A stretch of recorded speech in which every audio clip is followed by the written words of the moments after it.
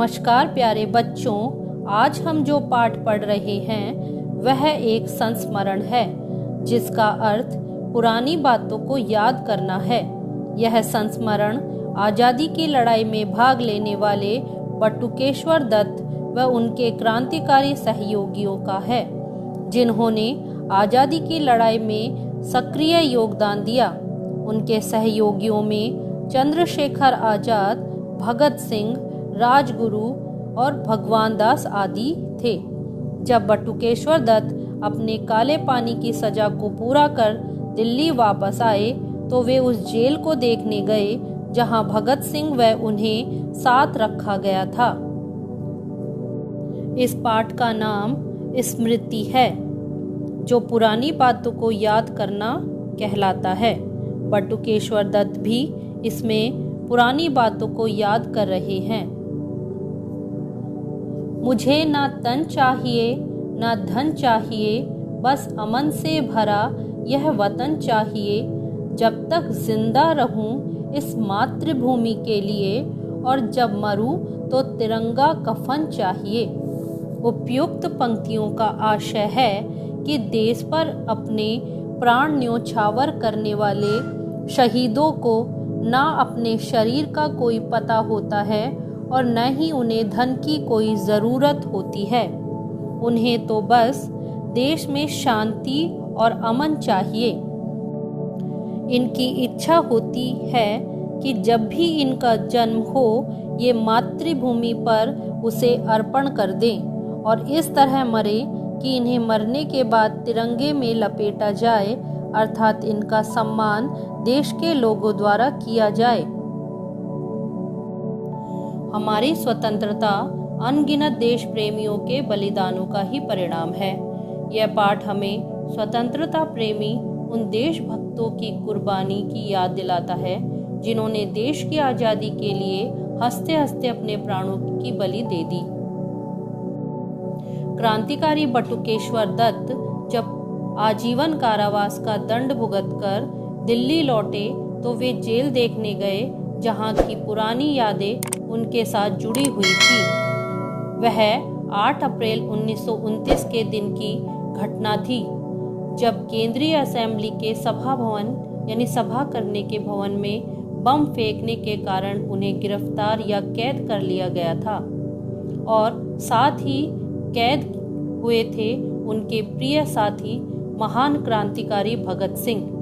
दोनों पर मुकदमा चलाया गया और फिर आजीवन कारावास का दंड सुनाया गया। बाद में यह तथ्य प्रकाश में आने पर कि सैंडर्स हत्याकांड में भगत सिंह भी शामिल रहे थे, उन्हें फांसी की सजा सुनाई गई थी और बटुकेश्वर दत्त को आजीवन कारावास काटने के लिए काला पानी भेज दिया गया था। बटुकेश्वर को उस स्थान पर अपने प्रिय मित्र भगत सिंह के साथ बिताए हर पल का एहसास या ध्यान आ रहा था। उस स्थान पर एक अस्पताल बनवाया जा रहा था, जिसे देखकर बटुकेश्वर दत्त ने वहां खड़े इंजीनियर से पूछा कि क्या आप ये बता सकते हैं कि पुरानी जेल की कोठरी किस स्थान पर थी। इंजीनियर उन्हें उस स्थान पर लेकर गया। वहां जेल की कोठरी के स्थान पर अब खेल का छोटा सा मैदान बनवा दिया गया था। बटुकेश्वर उस खेल के मैदान को निहारते यानी लगातार देखते हुए अपने पुराने या अतीत में डूबते चले गए। स्मृति पटल यानी याददाश्त में सुरक्षित यादें अब उभरकर सामने आने लगी थी। उन्हें याद आया कि उनकी पहली मुलाकात अपने मित्र भगत सिंह के साथ कैसी परिस्थितियों में हुई थी।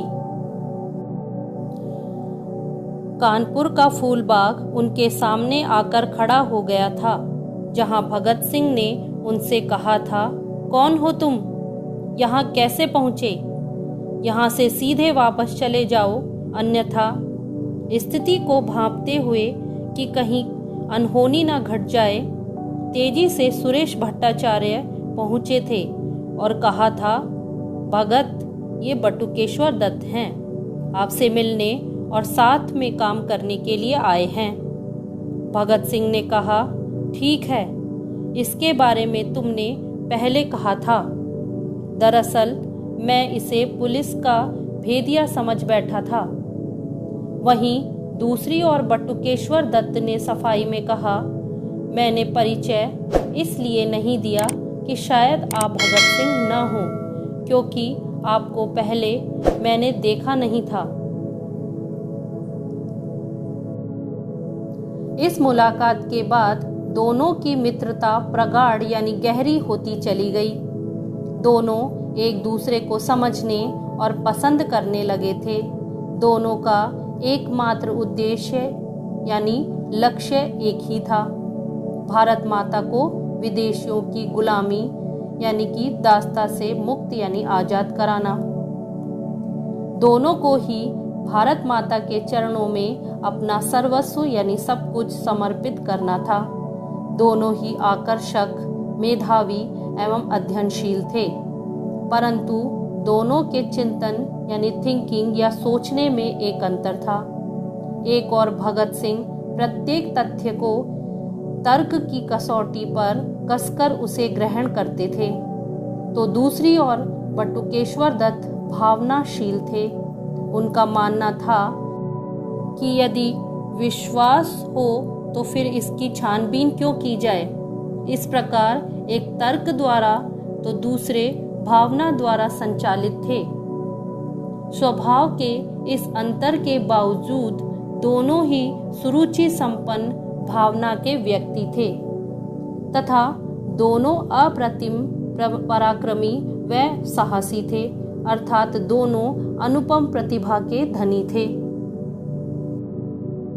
इसके पश्चात बटुकेश्वर की यादों के कुछ और पन्ने या पेज खुलने लगे। उन्हें आगरा की बातें याद आने लगी। कुछ समय के लिए क्रांतिकारियों ने आगरा को क्रांतिकारी गतिविधियों यानी कार्यों का केंद्र यानी मुख्यालय बना लिया था। वहां उन लोगों ने 2 मकान किराए पर ले लिए थे। एक मकान कुछ सदस्यों के रहने के काम आता था और दूसरे मकान में वे बम निर्माण का कार्य करते थे, अर्थात वहां पर बम बनाने का कार्य किया जाता था, जिनका उपयोग वे सरकारी खजाने को लूटने के लिए या फिर अपने साथियों को पुलिस से छुड़ाने के लिए करते थे। इन बमों का प्रयोग कभी भी निहत्तों के विरुद्ध नहीं किया जाता था। निहत्ता यानी कि जिसके पास कोई भी हथियार ना हो, इस तरह वे निहत्तों के लिए इन हथियारों का प्रयोग नहीं करते थे।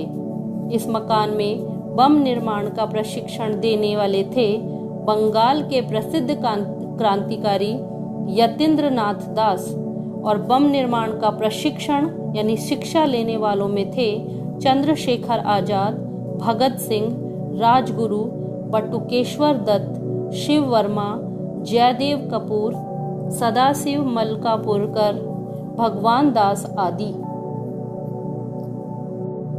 इस प्रकार बटुकेश्वर दत्त अपनी पुरानी यादों को याद करने लगे।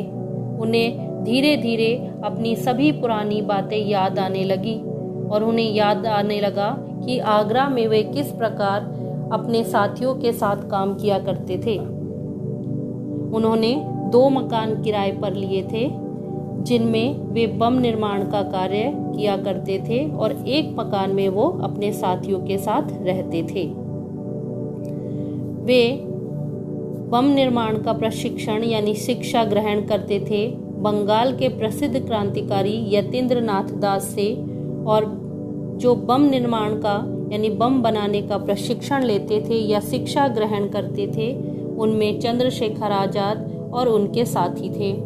इनमें बटुकेश्वर दत्त भी प्रमुख रूप से थे। वे बम निर्माण से बचे हुए समय का उपयोग किसी श्रेष्ठ यानी अच्छे साहित्य को पढ़ने में करते थे। खाने पीने की चिंता किसी को थी ही नहीं। वैसे भी उन दिनों उनको भोजन कहाँ मिल पाता था। यदि मिल गया तो खा लिया और नहीं मिला तो भूखे ही सो जाते थे। उनके बीच कुछ क्रांतिकारी तो ऐसे थे जो भूख की आग को पानी पीकर शांत कर लेते थे, परंतु कुछ बोलते नहीं थे। उनमें बटुकेश्वर दत्त, भगत सिंह और चंद्रशेखर आजाद भी थे। ये लोग अपना भोजन अन्य साथियों को देकर स्वयं भूखे पेट सो जाते थे। बटुकेश्वर दत्त को शिकायत करना पसंद नहीं था और उनके अनुसार शिकायत करना एक तरह की मानसिक कमजोरी थी। बच्चों जब वे बम निर्माण का कार्य कर चुकते थे या कर लेते थे, उसके बाद वे अच्छे श्रेष्ठ साहित्य पढ़ा करते थे, क्योंकि उन्हें खाने पीने की तो कोई चिंता थी नहीं। अर्थात वे खाने पीने की चिंता बिल्कुल भी नहीं करते थे, क्योंकि अगर उन्हें खाना मिल जाता था तो वे खा लेते थे और नहीं मिलता तो भूखे ही सो जाते थे, क्योंकि उन्हें सिर्फ अपने देश की चिंता थी और वे अपने देश की चिंता में भूखे ही सो जाते थे। इनमें बटुकेश्वर दत्त, भगत सिंह और चंद्रशेखर आजाद ऐसे थे जिन्हें खाने पीने की कोई भी चिंता नहीं थी। उनका उद्देश्य सिर्फ भारत माता को स्वतंत्र कराना था। इसी कारण वे भूखे पेट भी सो जाया करते थे। बटुकेश्वर दत्त की आंखों के सामने वह घटना जीवंत हो गई जब योगेश चंद्र चटर्जी को पुलिस ने गिरफ्तार करके काकोरी ट्रेन डकैती के केस में अभियुक्त घोषित किया था, अर्थात दोषी घोषित किया था या दोषी मान लिया था। उन्हें 10 वर्ष के कठोर कारावास का दंड सुनाकर लखनऊ जेल से आगरा की जेल में स्थानांतरित किया जा रहा था, यानी कि ट्रांसफ़र किया जा रहा था। भगत सिंह, आज़ाद और अन्य साथियों ने यह तय किया कि जब योगेश चंद्र पुलिस की हिरासत में यानी कैद में आगरा पहुंचेंगे तो पुलिस पार्टी पर जोरदार हमला करके उन्हें छुड़ा लिया जाएगा। योजना को अंतिम रूप प्रदान किया गया। यह सभी कार्य चंद्रशेखर आजाद की निगरानी में यानी कि देखरेख में ही होना था। आजाद को योजना बनाने यानी आइडिया निकालने और उसे क्रियान्वित यानी कार्य करने में महारत यानी योग्यता हासिल थी। वे कम से कम क्षति उठाकर अर्थात नुकसान उठाकर अधिकतम क्षति पहुंचाने में विश्वास करते थे, यानी उनका उद्देश्य अधिक क्षति पहुंचाना था। लखनऊ से आने वाली ट्रेन आगरा स्टेशन पर जब रुकी, पुलिस का बहुत बड़ा दल योगेश चंद्र के साथ आया था। आगरा पुलिस बल भी वहां पहले ही पहुंच चुका था। जिस स्थल पर क्रांतिकारियों को पुलिस दल पर हमला करना था, वहां से आजाद और उनके सभी साथी स्थिति को देख रहे थे। आजाद के साथी प्रतीक्षा कर रहे थे कि वे उन्हें हमले का संकेत दें और सभी पुलिस दल पर टूट पड़े। योगेश चंद्र बेड़ियां या हथकड़ियां खटकाते हुए निकल गए। उनके आगे पीछे पुलिस दल का बहुत बड़ा जमघट था, यानी बहुत ज़्यादा भीड़ थी। उन्हें जेल ले जाने के लिए लॉरी यानी गाड़ी में बिठा दिया गया, परंतु आजाद ने अपने साथियों को आक्रमण या हमला करने का आदेश या आज्ञा नहीं दी। उपरोक्त घटना को याद करके बटुकेश्वर दत्त फफक कर रो पड़े। उनका भावुक मन क्रंदन करने लगा यानी रोने लगा कि उनका साथी सामने से निकल गया और बिना कुछ किए वे सब देखते ही रह गए। चंद्रशेखर आजाद ने उन्हें समझाया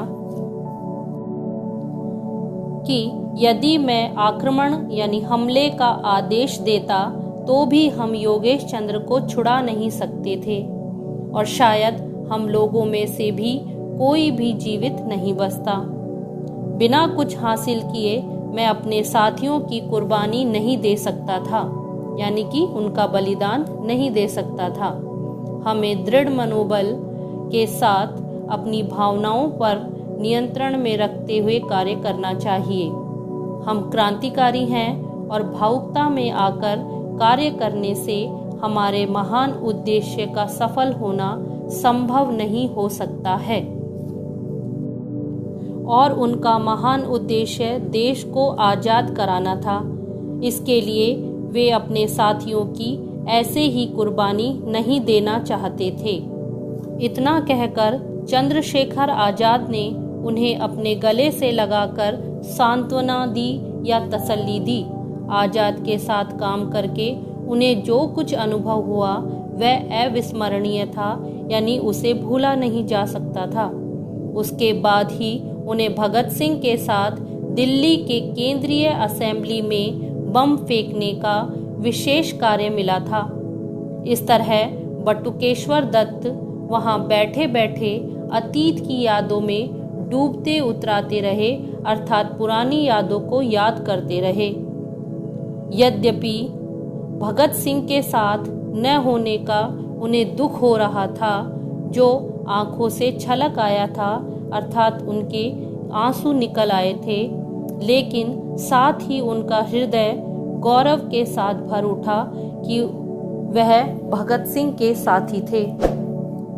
बटुकेश्वर दत्त का मन सोचने लगा, काश कि आजकल के भारतीय युवक भी भगत सिंह के आदर्श चरित्र से कुछ शिक्षा ग्रहण करते, जिन्होंने अपनी भरी जवानी मातृभूमि की वेदी पर हवन कर दी। फांसी का फंदा हंसते हुए अपने गले में डालते समय भगत सिंह की उम्र मात्र 24 वर्ष की थी। वे सोचने लगे कि काश इस खेल के मैदान में खेल खेलते नौजवान इस सत्य को भी याद रखें कि उन्हें इस मैदान पर खेलने की स्वतंत्रता उन राष्ट्र नायकों यानी क्रांतिकारियों के कारण ही मिल सकी है।